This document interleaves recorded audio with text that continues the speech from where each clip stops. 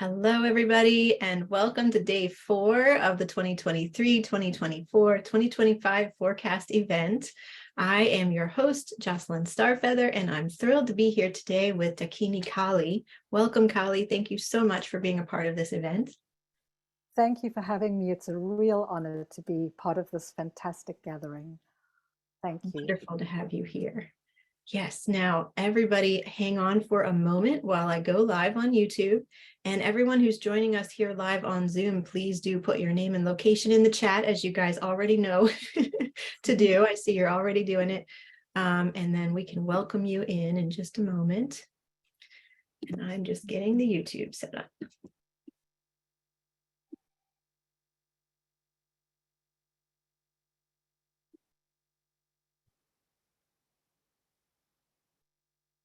Right, we'll be live there in a moment. Okay, great. So we are live on YouTube as well. I need to make sure that's muted so I don't have an echo. And we'll begin. A moment. There we go. Okay, great. So once again, everybody, welcome to day 4 of the forecast event. We are thrilled to be here all together again today. And I am here today with Dakini Kali. So once again, Kali, welcome. It's truly an honor and a pleasure to have you here with us. Thank you. Yes, and let me share just a little bit about you and your work for those who may not know you yet. Kali Satyagraha's profound calling. Sorry, we had talked earlier to make sure I would pronounce Kali's name correctly. So you did well. I'm going to do it one more time. Kali Satyagraha's profound calling is as a Dakini, or awakened feminine consciousness, in the non-dual tradition of Advaita Tantra. Her deepest passion is to support all beings to return home to their true selves prior to any cultural or religious conditioning, trauma, and unconscious habits of focus that no longer serve. She is a senior faculty teacher at Shakti Shiva Academy, a qualified bliss dance teacher, a cuddle party practitioner, that sounds wonderful, and a tantric guide who employs embodiment and meditation practices to support transformational healing and growth. Kali believes that the greatest revolution on the planet right now is the mature merging of the masculine and feminine principles into true unity consciousness of the heart. And Kali, your topic for today is why unity consciousness is currently at the cutting edge of human evolution. And I am just thrilled to dive into this with you today. So can you tell us, we hear a lot these days about masculine and feminine energy and how that doesn't mean men and women, it's the energies that are within all of us, right? So can you tell us a little bit more about this? What do you mean by these terms, masculine and feminine? Sure. Yes, because there is a lot of confusion around the two terms, and how I like to teach is to take very complex concepts or structures in reality and then distill them right down to their essential nature. So I call it simplifying things, but not making it simplistic. Simplistic is dumbing down, whereas simplifying is going right to the essence. So this is how I like to speak about the masculine and feminine energies or principles in very simple terms so that everyone can get it.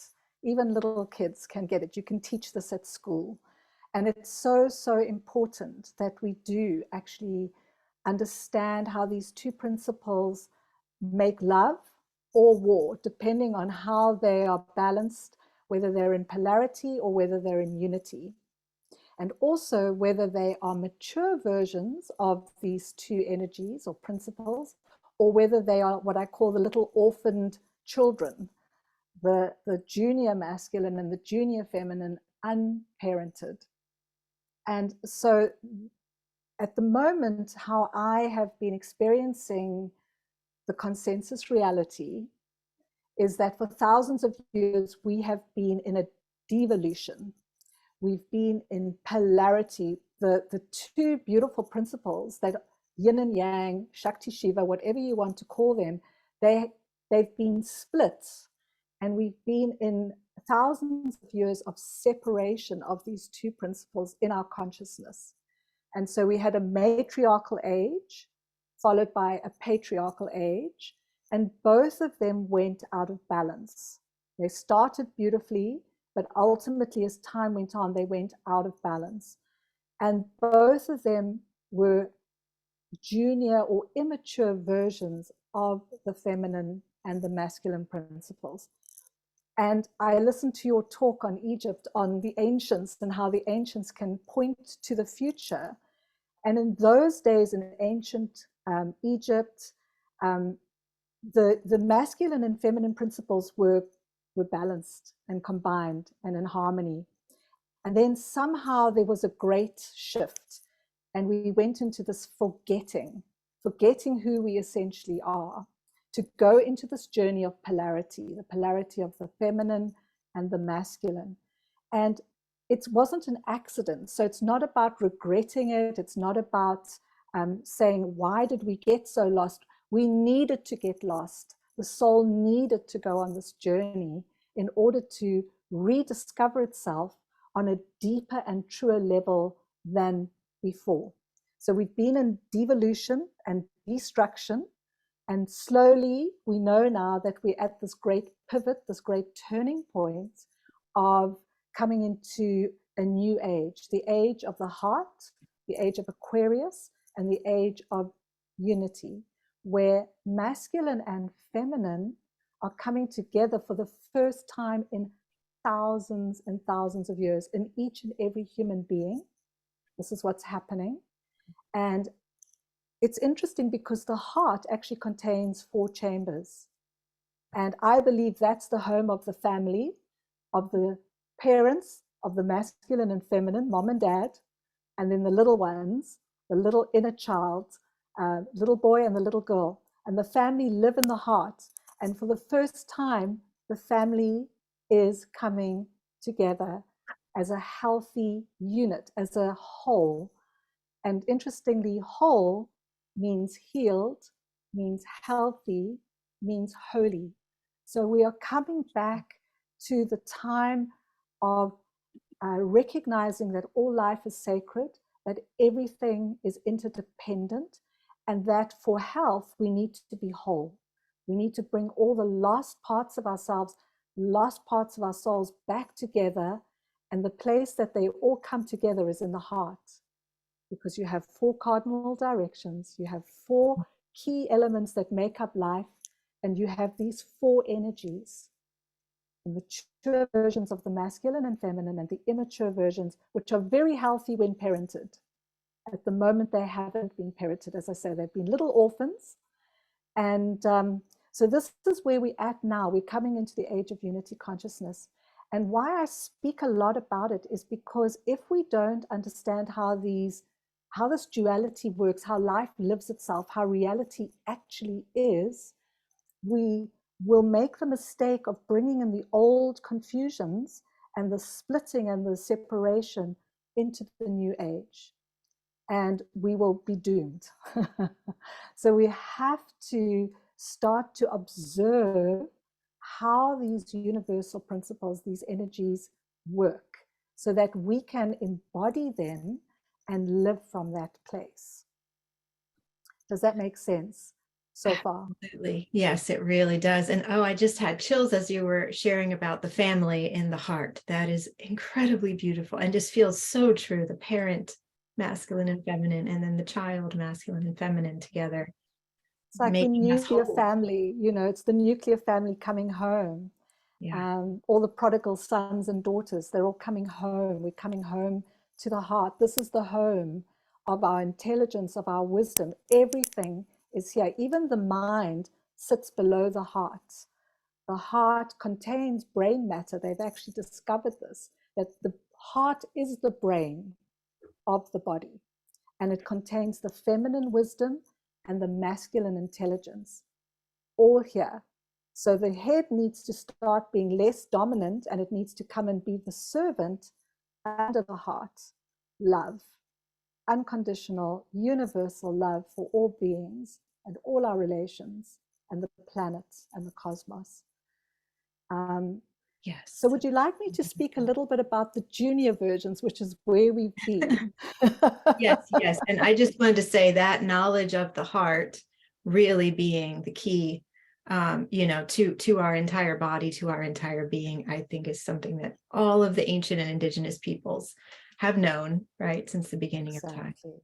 And we're just Exactly. And needing to it's remember. interesting because we've kind of thought of the heart as this very sentimental, soppy, romantic type of love. Yeah. We're not talking about that love. We're talking about the eros that creates all of life, all of existence.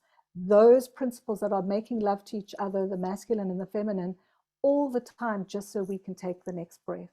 We are talking about that love, a robust love, a love that is resilient, not a soppy, soft, weak love, We're talking about real love, and to really love is sometimes challenging. It can really be difficult to truly love Yes. all beings and and our families. Yes, right. It is, So and it requires fierceness and different qualities, not that. yeah, it requires courage. I love the French word courage. That's where courage comes from in English, and it means rage of the heart. And Wow. so we've got to rage. We've got to have this passion inside us for truth. We must want truth or bust. We want to know now, what is reality? What is true? Because out of truth comes beauty, peace, harmony, love. Everything comes out of truth. So truth needs to be what we search for. And when we come to truth, we come to love. We come here to the heart. Absolutely. And Absolutely. so, So yes, so the definitely. junior versions. Yes. Share with us about that, the different levels of the masculine and feminine. Right. And just to also stress that when we speak of masculine and feminine as though they're two separate things, they're never separate. They're always one. And like the yin yang, they're always folding back into themselves. So it's actually an artificial thing to talk about them as separate, because actually they're one, but they're able to divide into dual energies, almost like DNA, like the Kundalini snake, and they're constantly doing this, but they actually have the same base source and the same, ending place, and then it just keeps on going in infinity. And so just know that this is a little bit of an artificial construct, but it's just so that our minds can grasp something that is so vast. So these energies, which are neither male or female, and it is regardless of your gender orientation, it's regardless of your sexual orientation, it's the same for everyone. This is universal. So when we were in the junior feminine, in matriarchal times, this was when we evolved out of just being hunter-gatherers into little tribes, villages. We learned that we could survive better if we lived in families and in villages and ultimately in little towns. And this was the age of matriarchy, where there was no hierarchy and where we lived very close to nature. And we learned a lot about observing nature, what we could eat, what we couldn't eat, how to live in symbiotic relationship with animals, with the birds, with the fish. And that was a time that was very beautiful when it started out like that. It was a beautiful age of the feminine. It was multidimensional, and we lived in harmony for some time. But because it was still very focused on the feminine rather than also honoring the masculine, it went out of balance. And why I believe the feminine was worshipped in the beginning was because in the earliest days of humanity, we didn't know that male sperm fertilized a female egg and created life. There was no religion as such like we know it today, where you can't have sex before marriage, and we have a lot of morality around sex. Sex was just enjoyable, it was pleasurable, everyone was having sex. As soon as you hit puberty, you were having sex, and you were having sex with multiple partners. So they didn't make the connection between life and that men had anything to do with it. And so ultimately what I think happened was the masculine energy got less and less valued, and it got repressed. And ultimately men became almost like slaves. They just went out and did the work, and the women were in the temples. They were the priestesses. And if men came into the temples, they could only come in at certain times of the year, or otherwise they had to be eunuchs. So they had to be desexed in order to be in the temples. And we also started to use men as almost like sex toys. You know, they were there to pleasure us and they were there to work for us.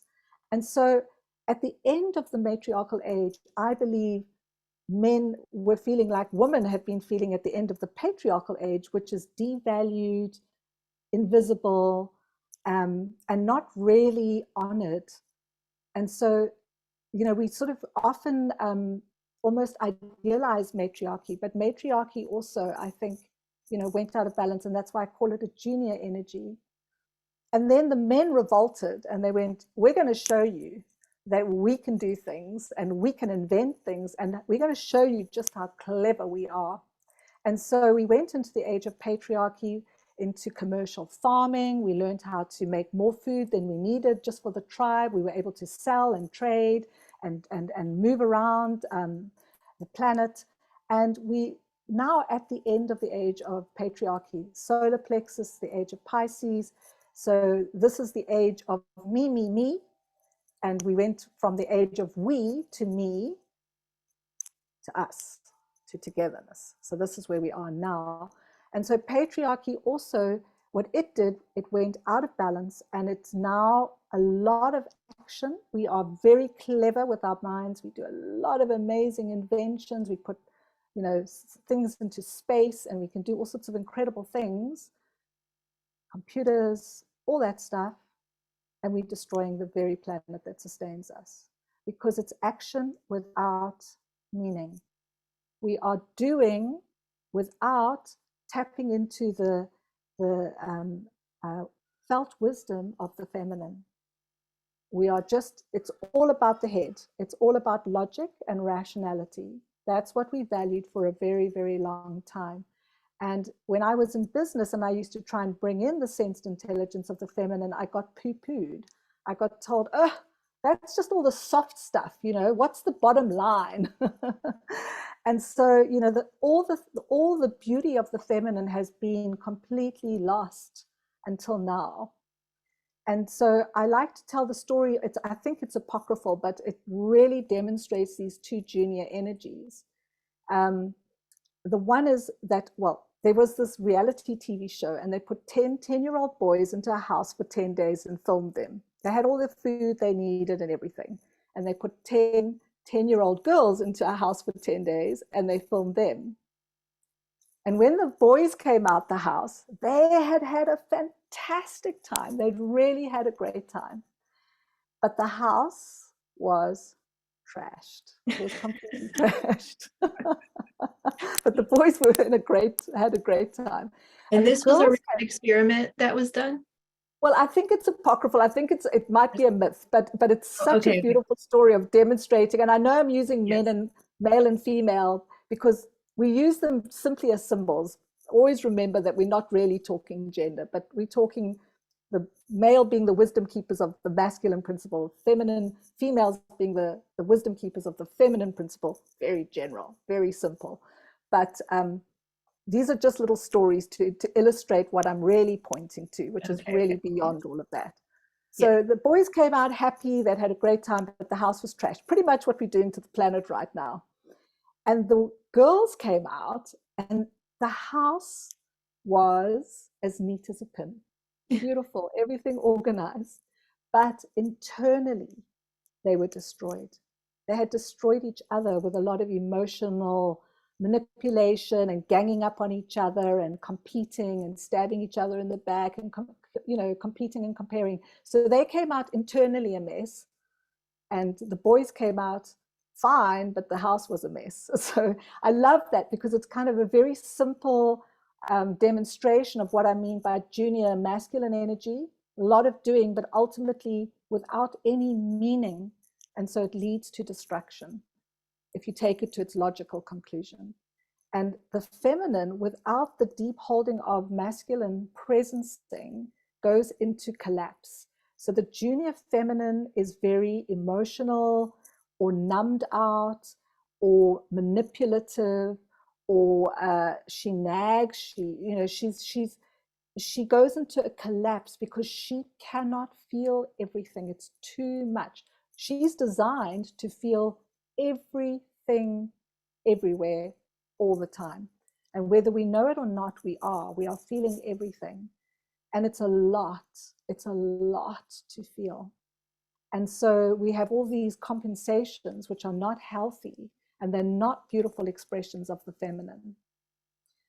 So these little orphans are where we've been as human consciousness on the planet since we went into devolution. Of course, before there've been many golden ages, but in the age that we can kind of go back as far as we can remember and recorded history is, we've been in duality. We've been in these two polarities, and they need to be together. That's how life is designed. They need to work together, balanced, equal, but different.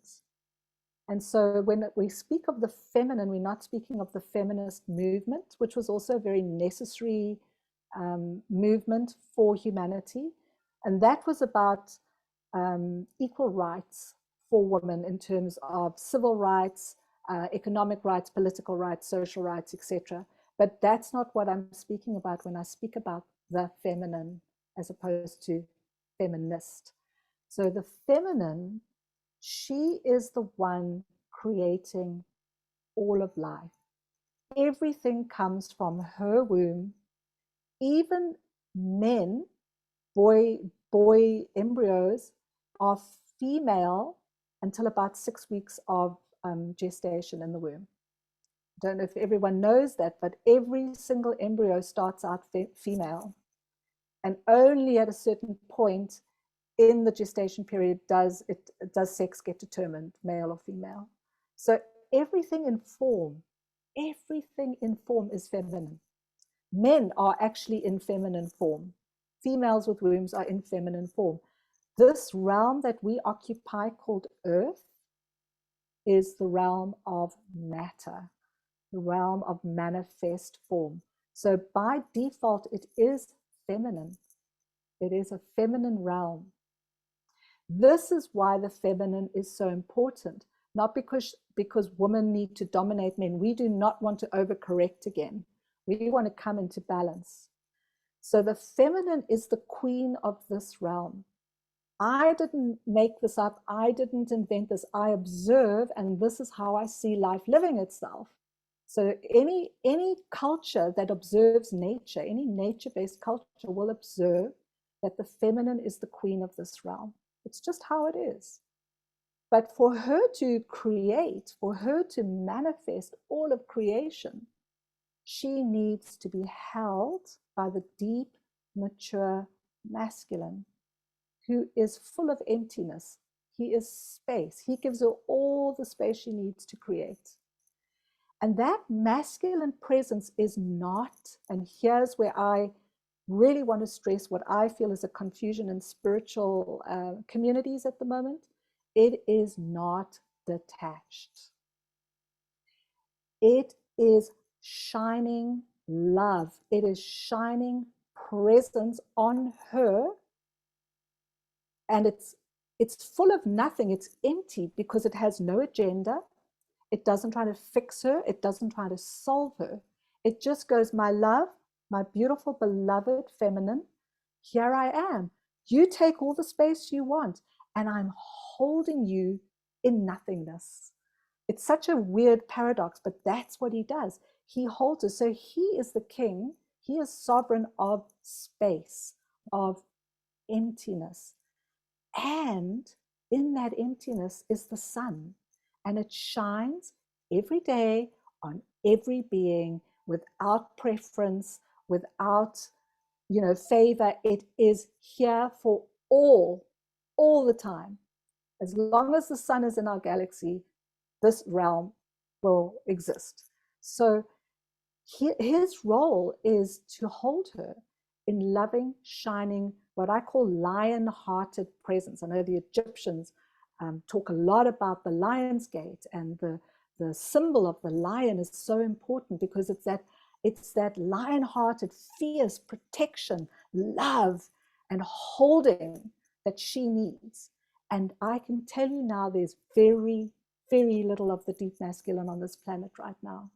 And that's what she longs for. So when men say to me, what can I do? You know, all you women are having red tents and incredible awakenings, you know, because the feminine she's waking up. And the men are feeling a little bit lost. And they're going, what's our role? And then very often what they do is they go into deep meditation and into a transcendent space and detach because they're in pain and they don't know what else to do. So what they need to do is bring presencing. Just be here now. Just shining hearted presence. That's all she wants. That's what she longs for. And when she gets it, she immediately grows up. She stops being the emotional, demanding, manipulative, seductive, all those little wriggles that she used to do to try and get power from under or power from behind. She starts to blossom. When he penetrates her with his beautiful deep consciousness that asks nothing of her, it's just there for her. As he penetrates her with his consciousness, she starts to blossom like a lotus flower. She just starts to unfurl layer upon layer, petal upon petal, and he penetrates her ever more deeply. And as he does so, she's creating, she's manifesting, and he's in awe. He's just like, wow. The beauty of everything that she creates is so magnificent. And then, and here's the part that the feminine needs to know, is her other role. Her role is to feel everything and balance and optimize life, the circle of life, rebirth, growth, decay, death, rebirth, you know, that cycle of life. That's her job. She's balancing everything with his holding. She's feeling everything. But to balance life, to optimize life, she needs action to be taken. At times, she needs that field to be plowed. She needs that soil to be fertilized. Whatever it is, she needs a certain actions that come from her deep sensed intelligence. And when she does, she asks the masculine for that action. She doesn't do it. He does it. And I'm talking about her inner masculine, or she asks her outer masculine. But she doesn't do the execution of what is needed to balance life and death. He does it because that's the other aspect of the masculine. One is just presencing, this shining hearted loving presence. And the other one is when she asks clean and clear, not in feminine language, she needs to translate what she needs, the what, into very clear masculine language that he understands, because the masculine is on, off, 1, 0, 1, 0, space or the arrow. And the arrow of the masculine is action, shot from the bow of a master archer, hitting the target perfectly bullseye every time, because that's his skill. His skill is this magnificent ability to act with single-pointed focus. When she clearly asks, and she must ask clean and clear with no stickiness and hooks or anything else, and she's asking on behalf of the great mama. Her womb tapped into the great womb, and she asks what's needed to be done to serve life. And he is designed to serve her. When she asks in that way, when it's not from the junior feminine, it's not from ego, but when it is really from the depth of her being, which is all of serving all of life, he just goes, of course, my love, I will serve. And he goes, and she goes, oh, you are so skilled, you are so amazing. And he's like, yeah. So he's marveling at her beauty, and she's marveling at his skill.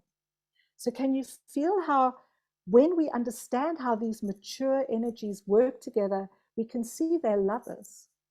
They are lovers, and they love each other, and they are grateful to each other for the gifts that each energy brings, which is ultimately from the whole, to serve life, to serve all of life on the planet. And so where we're going wrong at the moment, where we're getting still very entangled, is in the war of the sexes, of gender, when actually it's got nothing to do with that. It's got to do with how these principles understand and make love to each other within ourselves. So my inner masculine and feminine adore each other. They are such an amazing team. I'm just amazed at what the two of them are able to do and feel and enjoy and be in pleasure and gratitude. So it's a wonderful journey. It's a wonderful journey of discovery, this journey of understanding that we're growing up the little ones, parenting them, and bringing the family together as a healthy, happy family. This is so beautiful, Kali. Thank you so much for the way you have described this, and it just feels like such core truth. Like we know this is who we really are. We know it. As you said in your talk, we're remembering. I think many of the speakers have said this. I'm trying to speak something so simple that all our concepts start to dissolve. And so we're just getting to that essence. Like Michelangelo, he said, I chip away at the stone until the figure reveals itself. This is not an invention of Kali. This is an invention of nature. I'm observing how life lives itself. This is reality. And now all we have to do is embody it and live from that place. And then we enter the golden age, that gold frequency that Mary, was it Pam Montgomery, Pam, she talked about the gold frequency. And I also call it the God frequency. We're coming home to our superpowers and to our true creative ability, but it must serve life. If life is not at the center, we are doomed. We have to put life at the center. We have to put our egos to one side and our power struggles. And we've got to understand that the feminine is the queen. She is the one that directs the what. He is the one that executes the how. And when he's not executing the how, he rests. While he's executing, she's feeling. And so they're different energies, but they perfectly complement each other. So I also love to say, men are not from Mars and women are not from Venus. Men are from Earth and women are from Earth. And human comes from humus, which comes from Earth. We are the stewards of this Earth. And we've been extracting and dominating. And with the masculine, we've also been, in the matriarchal times, we took the masculine for granted. We didn't honor his spaciousness, his beautiful presence, and his ability to act with immaculate skill. So why are we not being taught this in schools? That is such a fantastic question. Yes, and of course our children are not hearing anything about this from their formative years. That's right. And the way I'm describing it now, hopefully, I think children would understand this. If I described this and I told it as little stories, like I told the story of the 10 little girls in the house and the 10 little boys, currently children would recognize that. They'd be like, yeah, that's exactly what would happen. And so I believe it's because there's still so much conditioning that's unraveling. We're not learning, we're remembering. And to remember, we have to unravel and unravel like a spool of cotton until we just get to the spool. And that's the truth, that's reality. And in our education system, it hasn't caught up yet. It hasn't caught up with unity consciousness. It's still, it's taking a while for us to recognize what we're learning in the spiritual world, to bring it down into the material world, into the day-to-day, the domestic, the realm of the domestic, to bring it into this realm. We're still bringing it down. But I do believe it's changing. Children are being homeschooled in greater numbers. People are just opting out of the education system. And there are the Montessoris and the Waldorfs of this world, and there are nature-based schools as well. So I do believe that this narrative will eventually make its way into the schooling system. And often our children, our crystal children, our rainbow children, these new children that are coming onto the planet, they already have it. They have the codes. That's already there.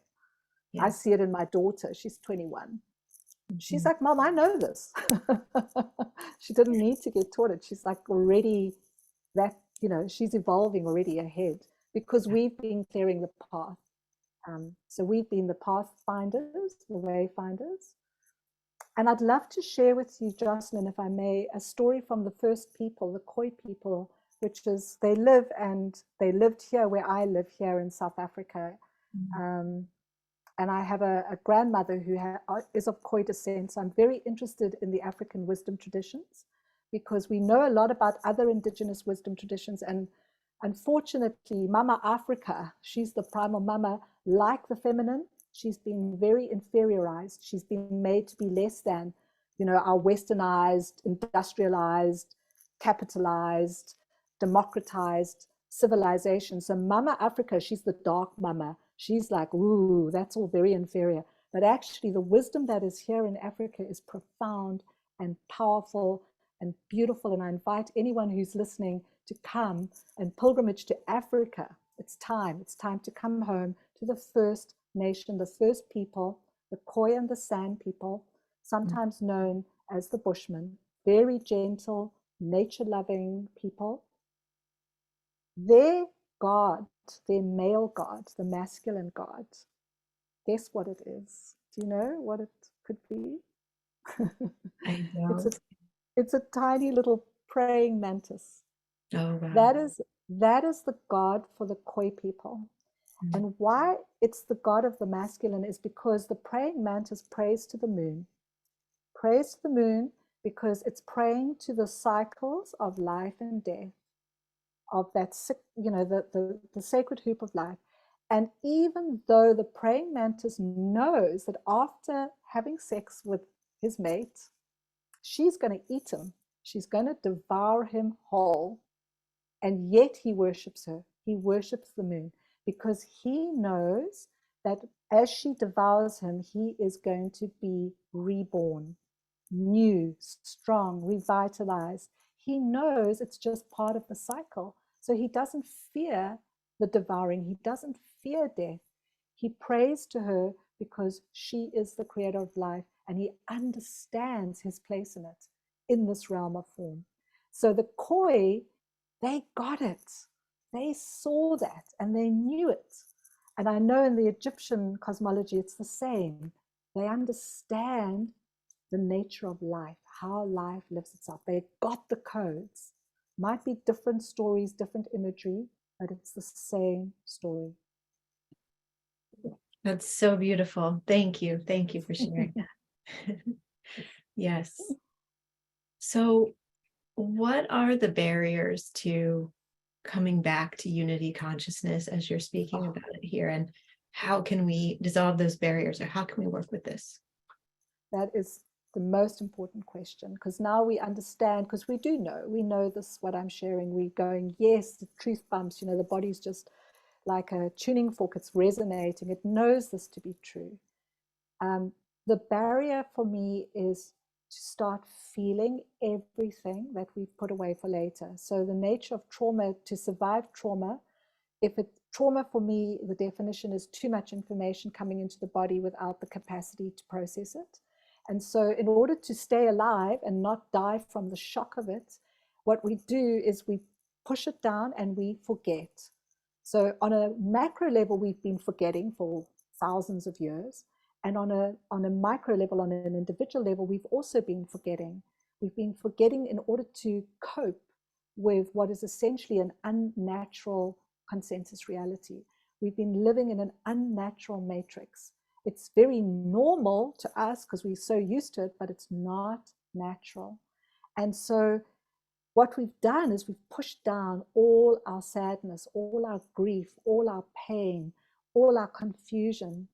And so in order to start opening up the heart chakra and to start bringing in these mature energies, we have to go through all that pain. We have to unravel all the trauma. And that's why we need courage. courage, that French word, the rage of the heart, truth or bust. I am going to do it, if not for me, for my predecessor, for my descendants. I'm going to do it. I'm going to bring these old patterns to peace. And so that's the big prevention. Whether you're in a male body or a female body, we are scared, and we haven't got the elders to guide us. We haven't got trusted guides, or we think we don't, but actually we do. There's all of us here gathered. We're learning together and remembering together. And of course, we have guides in the etheric realms. We have archangels. We have power animals. We have so much support if we only ask, because we also have free will, and they cannot help us unless we ask. And so this is why I believe in ceremony. It's why I believe in creating strong, safe, sacred containers, so that we can go in and process all of this that has been so difficult to feel for so long, men and women alike, and to recognize that vulnerability is not weakness. Vulnerability is our strength. Authenticity is our strength. Taking off the masks so that our true beauty is revealed is what we all long for. We all want to come home, but it takes a hero's journey to come home. And it isn't always pretty, and it isn't always comfortable. It can be very, very challenging, but every single one of us will go through that journey, and we cannot miss out a single step. So no one is better than anyone else. We might go a little bit faster, or we might have many more lives so that it looks like we're more advanced. But when you look at life as a circle, who's advanced and who's not advanced, it's just all one, but we're all in just different parts of the map. So just start coming home and find your guides, find your teachers, use your discernment, have healthy boundaries. Also, when we come home into undifferentiated eros, as I call it, when we really start to feel this love power of our hearts, we can get lost in that because it's so big. And that's when we lose our boundaries, and that's when abuse can take place. And that's when you get things like cults and teachers who are abusing students, because this opening, this heart opening, is so huge, and we're just like, oh, I'm in love with everyone and everything, and then we forget to self-regulate this organism, because there is this organism. It's got a nervous system, and it's got a mind, and it's got a heart, and it needs care. So there are two aspects. One is we've got to feel it all. We're going to have to feel every single thing that we put away for later. And we need to develop discernment, and we need to develop healthy boundaries. So it's and. In Tantra, it's always and, never or, otherwise we're back in polarity. So it's undifferentiated love and discernment and healthy boundaries. Yeah. Beautiful, beautiful. Thank you. This is so inspiring and so hopeful, and so critically important for us to consider as we're moving into these next 3 years and beyond. So exactly. I just thank you with all of my heart for bringing this forward and sharing it with us here in this particular conference. It's really, really deeply needed. Now, so if people would like to learn more about your work and where to find you online and any upcoming projects or programs you want to share with us, please feel free to share whatever you would like to in those, in those areas. Thank you, Jocelyn. Thank you. Yeah, so you can hear that this is something I'm very passionate about, this message that I really want to share with the world, to men and women and children. It's so important that we start rewiring ourselves, that we start living the way nature lives, and really being the stewards of nature, really serving nature. So my work, I do one-on-one Zoom sessions, this kind of work, to support people as they unravel, because then, we need support. And I also do in-person one-on-one sessions. I do private retreats here at my sanctuary. It's called Santa Fe Soul Sanctuary in South Africa, and I invite you all to come. I love to have people here from all over the world. It's my dream that people come back to Africa, come back to source, come back to where first man and woman first stepped out on the planet. So I do private retreats for groups, for couples, for individuals here at my sanctuary. And then I do some key retreats throughout the year, and one of them is the Red Retreat in October. I co-facilitated with 3 other powerful crones. This year we had 70 women camping alongside a river under a massive red tent, and it was off the charts. It was off the charts because it was right during the eclipse, the first eclipse. Oh, wow. And really, I can feel how we are just dropping deeper quicker. It's just like it's just like a spontaneous combustion. Everyone's just waking up. And so when we gather in groups, we learn and remember exponentially, which is amazing. And then I'm hoping to do a red tent in the UK in July next year. And the other thing I do is I do retreats in the African wilderness. So out there with lions and elephants and rhinoceros and warthogs and, you know, all the animals you see in The Lion King. And we out there with them, and they are our teachers. We simply go and observe how they live, and then we bring it back into our lives. It's the most profound classroom that I know. And it's the only place in the world where there's true wilderness. Incredible. So I'm doing one of those retreats next year as well here in South Africa, hopefully in September. Okay. Oh, those retreats that you're speaking about, just amazing, Yeah. just completely amazing. Yeah, unfortunately at the moment they're all for women. The red tents, the one in the UK, the one here in October in South Africa, and the bush retreats. But I am increasingly working with men as well, one-on-one. But the reason I work with women and focus on women is not because I don't absolutely love and adore our male-bodied beings. I do. I totally love the masculine and adore men. I do it because I believe that we've got to put the feminine first to heal her, because when she heals, the family heals, the partners heal, the communities heal, and the countries heal, and the world heals. And it's a spontaneous thing. As soon as women come into their power, men do too.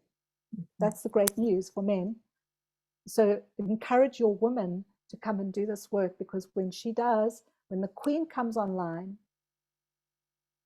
then everything comes online, you know? So it's very beautiful. And my website is www.dakinikali.com. Okay. And because I love the somatic work, I try not to be too much in the head, and that's why I keep things very simplified.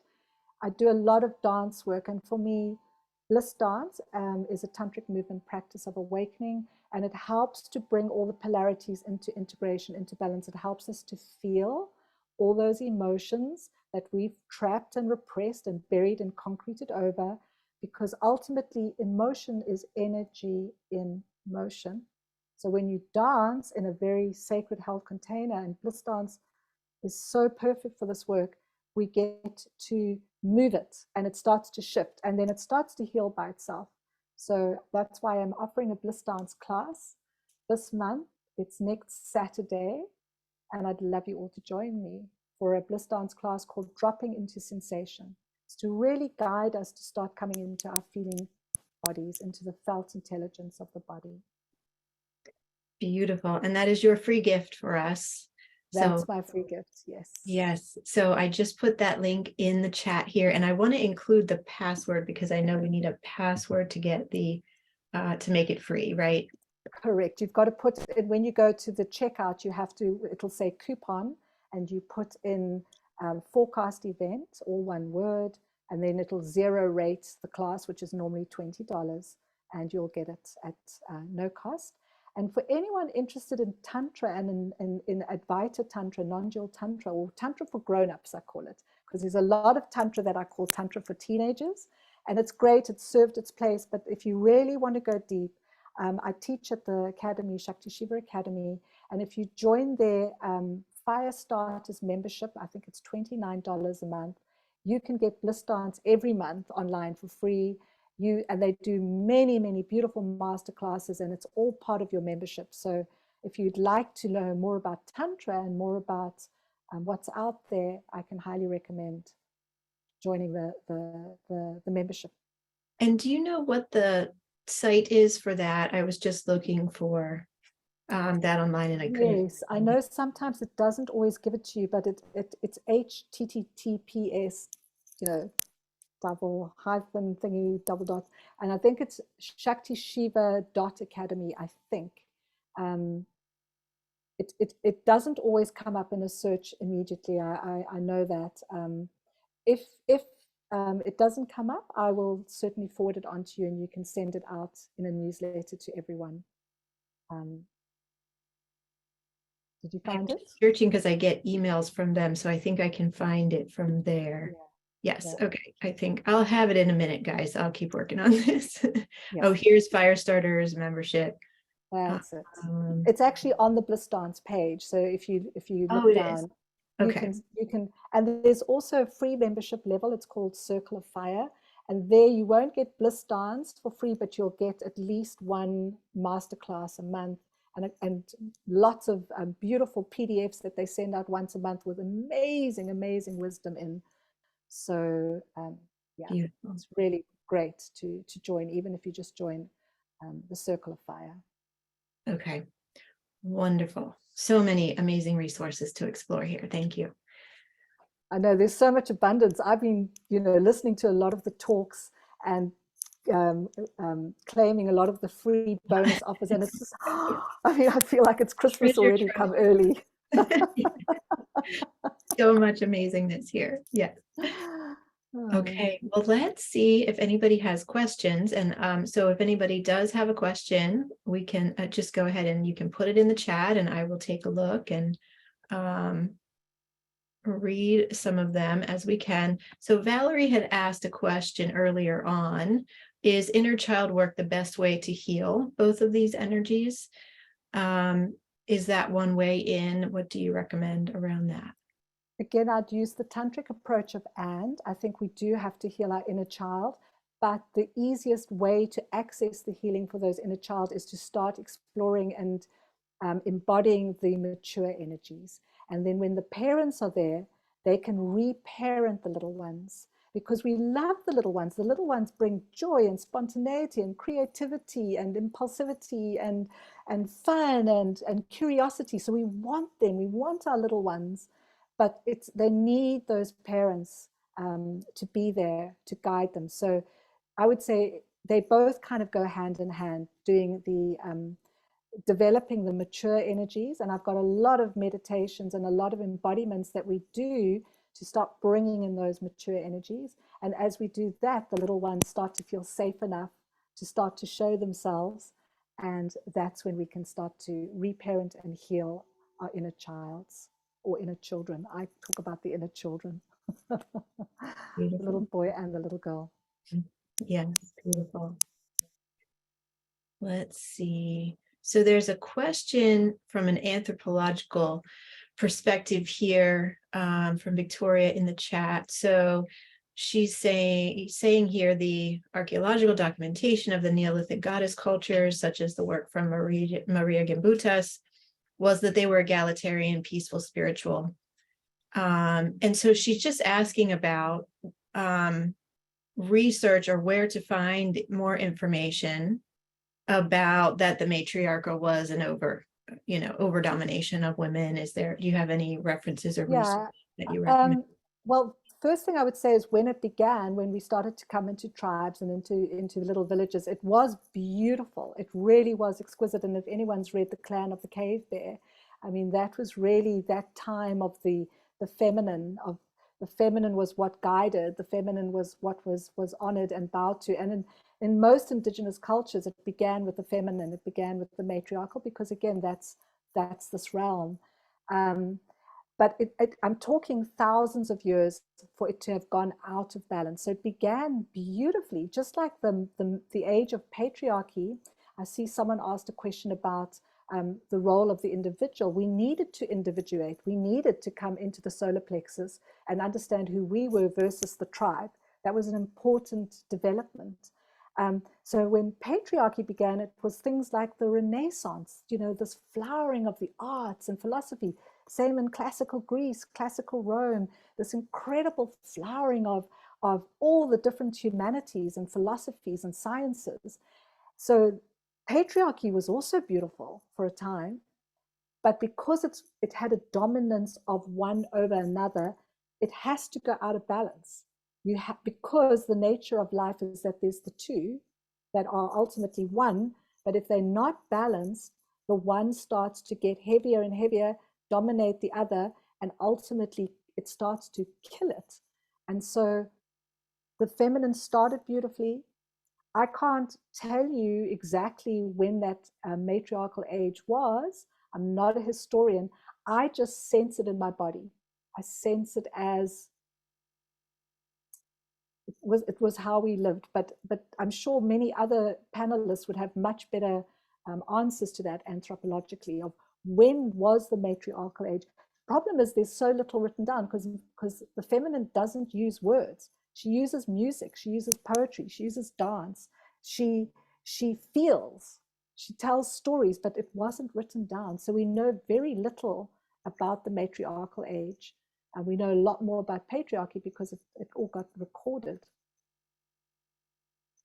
And I think it's also just very difficult to tell from anthropological evidence of that long ago.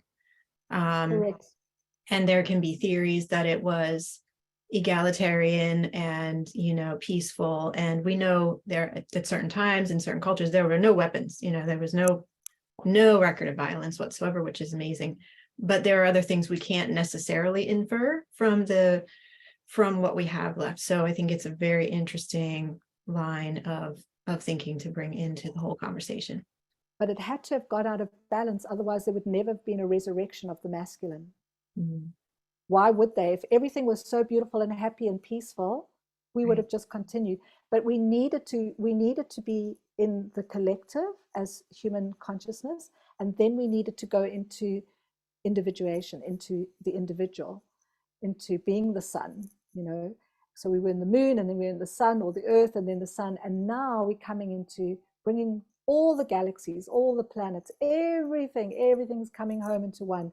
You spoke on your video about how the whole cosmic reality is replicated in our atoms, in the whole quantum reality of our bodies. So there's just fractals of everything, but consciousness somehow had to go on this journey of separation, of polarity, to come back into unity.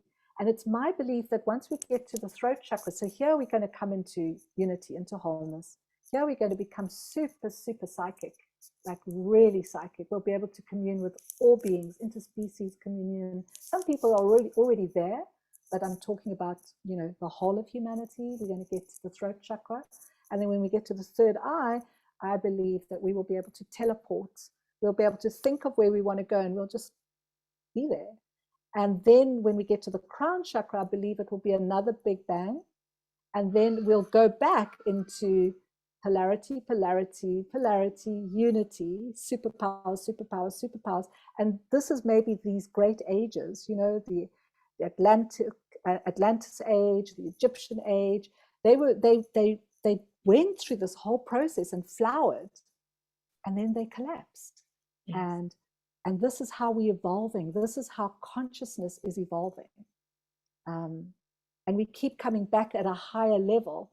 So every time we come back into that polarity, we come back at a higher level of consciousness to learn and grow even more beyond our wildest imaginings. I can't even begin to imagine where we might be going. Yes. And maybe it's all already happened, because time is actually circular, and the past, present, and future is actually all here right now. We just happen to be focusing our lens through these bodies and these eyes and these ears right here, right now. But maybe it's all there already, and we can just change the lens. And some people have that capacity. They can tune their lens right back into the past, or they can tune the lens right forward into the future. And right now, through this channel, we can do that. So even that is a little bit patriarchal, this idea of linearity, that we have a past, present, and future. It's actually all here right now. We just happen to be focusing here right now. Yes. As God consciousness. Yes. Beautiful, beautiful. Well, thank you so much, Kali, for all that you have shared here. This has been really profound. This is another interview I want to come back and listen to again once once my schedule quiets down a little bit, because there's so much here that you've shared. So I really recommend everybody doing that. If you feel called, there's so much depth.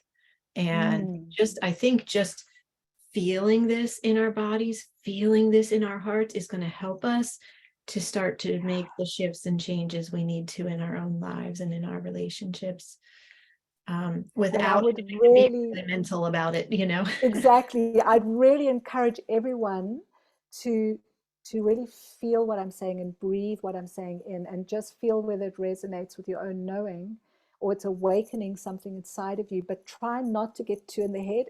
There's lots of theory. I mean, I have really taken the most complex stuff and boiled it down to what I know from my own truth, from my own direct experience. This is not from books. This comes from what I've discovered from observing. So we've got to stop being so in our heads. It's kind of a defense against feeling, and really start to feel that barrier that we spoke about. Because as we start to feel, yeah, it is a Pandora's box, and it's all going to come out, and it's going to be very messy, and it's going to be a little bit, yeah, chaotic. But keep bringing in your sacred masculine, your beautiful divine masculine. I've got a super simple little exercise to bring in that deep masculine within 3 minutes, and then you can feel everything, no problem. Beautiful. Where can we find that that exercise? Well, if there's 3 minutes, I can just quickly show it to you. It's so, so, so simple. Yeah, that would be wonderful. Have you got time? Because then Yes. you will be able to do the feeling bit. As Okay. long as this is present, you can start going into the inner child work. You can start going into starting to unravel. As long as this is here first, the deep masculine presencing. And so what we're going to do is we just close our eyes and sit in a comfortable way so that your air channels are nice and open, so you can breathe deeply from the belly of the ocean of the belly. And then what we're going to do is, as we breathe in, we're going to raise our hands up above our heads. So keep the hands lovely and soft. Don't make them rigid, just lovely and soft and relaxed. And breathe in. And as the hands come up above the shoulders, as high as you can go without any strain, you're going to grab some blue sky. Imagine you grabbing this beautiful clear blue sky. And as you've grabbed it and you breathe out, you're going to bring your arms down. And then with your hands, you're going to wash this blue sky energy all down your body. So you can touch your face, your shoulders, your heart, your belly, your back, your tummy, all parts of your body, down your legs, and then we ground the excess energy in the earth. So it's important to employ your breath and your imagination. It's very key. And you do this for about 3 minutes. You just breathe in, grab some blue sky, and as you breathe out, wash it through the body. It's like bathing the body in clear blue sky. And I like to imagine that my cells are drinking this energy in. So they actually, every cell's got little mouths and they're just drinking in this energy. And we do it one more time, raising the arms up on the in-breath, down on the out-breath. And grounding the excess energy into the earth.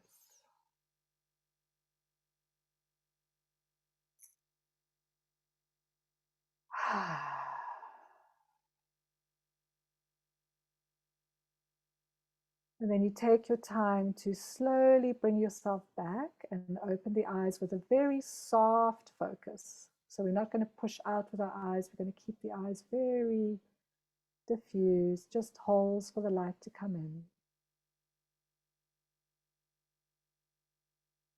What do you notice, Jocelyn, just from doing that just a couple of times? Any change, anything different? Yes, I feel much calmer and just fully present. Yeah. And the mind feels not here. Not quite. I mean, not spinning, or I'm not It's really. not spinning. Yeah, it's just quiet. It's like it's settled. It's just settled. And someone says they feel lighter. Yeah, Lauren Rose says she feels lighter. A lot of people will say they feel calm, very quiet, centered, open, available. But there's no agenda, there's no needing anything. And if I do this in a big group and we do it for say 10 minutes or 15 minutes, and I usually play very spacious music. In fact, if you know the movie The Big Blue, take some of the music from that old French movie The Big Blue. You play that music and you do this in a group of say 10. And it's really good to notice the field and your own condition before you do the exercise, just as a benchmark. And then after you've done it, for 3 to 10 minutes, notice the field and your own condition afterwards. And there will be a palpable shift there, le grand bleu, the big blue. There will be such a profound shift. And when I do it in groups, I can't even get people out of it. It's like they just don't want to come out of it. I'm like, hello, it's time to carry on. And they just like, you know, they're like Buddhas. They're just sitting there. And I imagine this is how the guru sat in caves for 7 years. They brought in this deep masculine presence that wants nothing. It's just here. And when she feels that, when the feminine feels that, she can feel everything and she can create everything and she can direct everything. And then because he's so spacious and available, when she asks, he's ready to execute her will with the greatest of pleasure and devotion. Mm-hmm. And when that starts to operate within yourself, it's amazing. You stop expecting it from your partner. You become the inner marriage, the hieros gamos, the union, the one inside yourself. And then everyone outside of yourself is a bonus. You don't need anything from anyone because you're full and whole in and of yourself. And this is where we've come from separation into union, into wholeness. And every one of us must undertake this journey. Aho. I just want to say the title of your talk again, because just to bring everybody's consciousness back to this, now that we've heard what you said. And the title of your talk is Why Unity Consciousness is Currently at the Cutting Edge of Human Evolution. Right? Everything you've said here, I'm so moved by all of this, and especially in this larger context of where we're heading. It is incredibly powerful. So thank you. Thank you. And it's been so lovely to be able to speak this and have it received all around the world. So thank you, Jocelyn, for facilitating such incredibly important work and messages that we all need to receive, so that we don't get lost in the death throes of patriarchy, which is full of fear and chaos and darkness. And there's a lot that if you focus on that, we go into despair and anxiety. But if you realize that the new age is dawning and you focus on this and all that the panelists have shared over the last few days, we will make it through to the other side and be around for the new age, the age of Aquarius, the age of the heart. Yes, absolutely. Aho, once again. Aho. And in my tradition, in the African wisdom tradition, we say Thokoza. Thokoza means thank you. Thokoza, beautiful. Thokoza.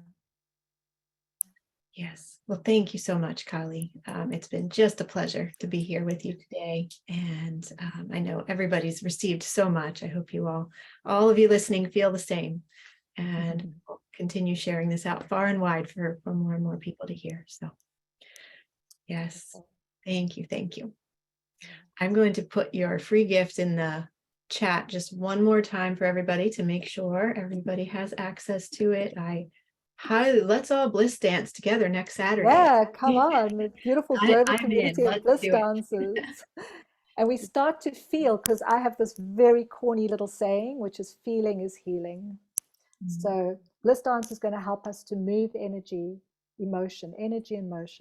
And this is the beginning of this journey of unity consciousness. And we always bring in the deep masculine. Before we start feeling anything, we bring him in. And it's not rocket science. That's the beauty of it. It's so easy As I say, you can teach 3-year-olds this. It's so, so easy. It's our birthright. It's simple. It's not meant to be complicated. Well, that's what I'm thinking, to have my kids bliss dance with me next Saturday. Oh, great. They'll love Perfect. it. Oh, Wonderful. Well, have a thanks, wonderful Jocelyn. rest of your day, Kali, and I hope to talk to you again sometime soon. Oh, I'm sure our paths will meet many times now. Yeah. Much love, many blessings. Thank you. And thank you, everybody who's been on live. I hope you've received so much from this conversation. And thank you also to those watching this as a recording later on. If you're watching it as a recording, Kali's free gift is just below the video. So scroll down a little bit and you'll see the link and the coupon code right there.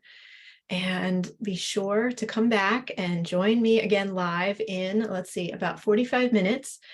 We have Katerina Satori coming on, and she's going to be channeling from higher, or I think it's, I don't know if it's higher consciousness beings. I'm trying to remember her exact title. Let me go and grab it so I'm not saying it wrong.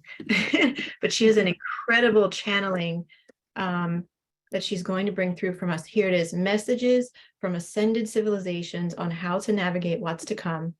And so this is going to be really profound. I hope you all will join me back here in 45 minutes. Yeah, she's clearly already here and here as I was speaking. She's taken her unity consciousness so she can channel these amazing guides. Yeah, so very beautiful and important. Yes. So I'll see you all again soon. Thank you again, Kali. Have a wonderful Thank day. you. Thanks, everyone. Bye-bye. Bye for now.